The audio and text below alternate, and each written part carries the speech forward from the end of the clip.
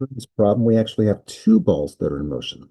A first ball is dropped from a bridge that is 80 feet high, and at that exact same moment, directly below on the ground, a second ball is fired upward with an initial velocity of 40 feet per second.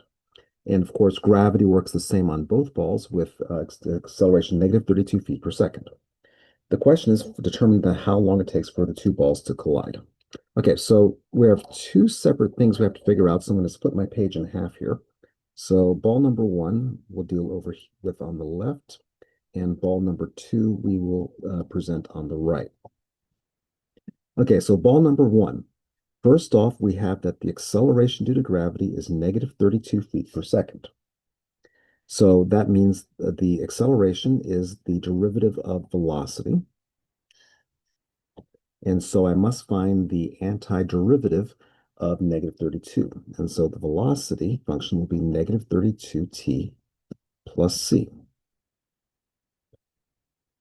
Okay, now what happens at time zero to solve for the constant? At time zero, the first ball is simply being dropped. And so at time zero, I have negative 32 times 0 plus c.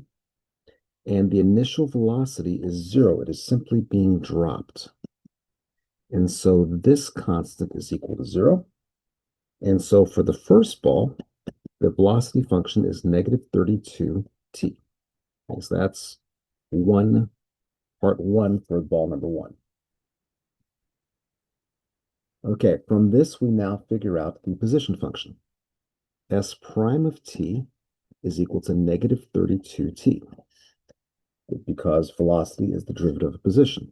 I now take the antiderivative again, and I find that S of t is equal to negative 32 times t squared over 2 plus c, or negative 16t squared plus c. Now, once again, to solve for the constant, I plug in time 0. So S of 0 is supposed to be negative 16 times 0 squared plus c.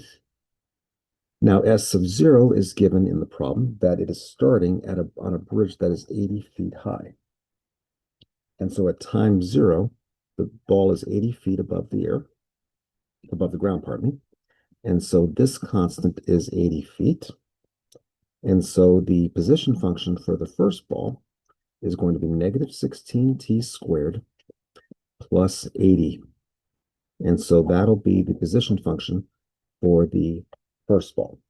And let me mark this as that's the that's the velocity for ball number one and the position function for ball number one. So S sub one and V sub one. Okay, that's ball number one. Ball number two. Ball number two, the acceleration is equal to negative 32. And so once again, the velocity function, the derivative of the velocity function is negative 32. If I take the antiderivative, the velocity will be negative 32t plus c. And this is going to be ball number two, so I'll mark this V sub 2. Okay, now at time 0, the velocity at time 0 is going to be equal to negative 32 times 0 plus c. In this case, the velocity of the first ball is given to be plus 40. It's flying upward at 40 feet per second. And so 40 will be equal to 0 plus c, so that c is equal to 40. And so therefore, the second velocity function is going to be equal to negative 32t plus 40. Okay. All right, one more antiderivative to figure out. The derivative of the second position function is going to be equal to negative 32t plus 40. So if I take the antiderivative, if I think of a function whose derivative is this, I get negative 32 times t squared over 2 plus 40t plus c. So that is equal to negative 16t squared plus 40t plus c. Okay, now what do I get when time is 0? On the right-hand side, I get negative 16 times 0 squared plus 40 times 0 plus c. And what's given in the problem is that the first ball starts on the ground.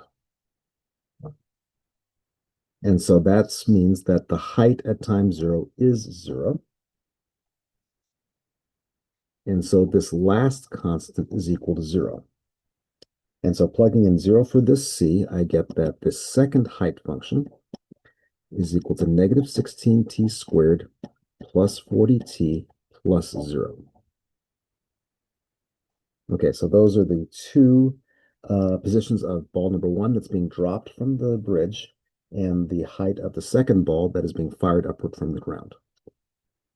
All right, the question is determine how long it takes for the two balls to collide. Okay, so they collide when these two heights are the same. So we set these two heights equal to each other. So negative 16t squared plus 80 is supposed to be equal to negative 16t squared plus 40t. And the negative 16t squareds cancel, so I get 80 is equal to 40 times t, and so t is equal to 2 seconds. And so after 2 seconds, the balls will collide midair someplace.